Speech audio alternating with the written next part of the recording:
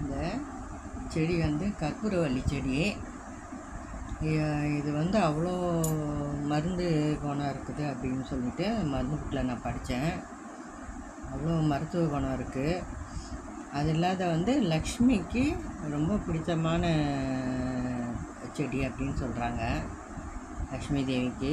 அதனால் இந்த செடியை வந்து கண்டிப்பாக முடிஞ்சால் வீட்டில் எல்லோரும் வளர்க்குறது ரொம்ப நல்லது. இன்னொன்று, இப்போ வந்து கோவிடும் வருது அப்படின்னு சொல்லி கேள்விப்பட்டேன்.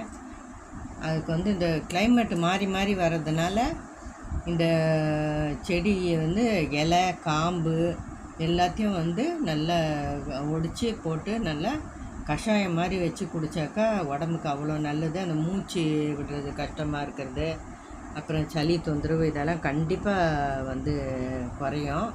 ட்ரை பண்ணி பாருங்கள். ட்ரை பண்ணிவிட்டு அதோட பலனை வந்து இது பண்ணிக்கோங்க.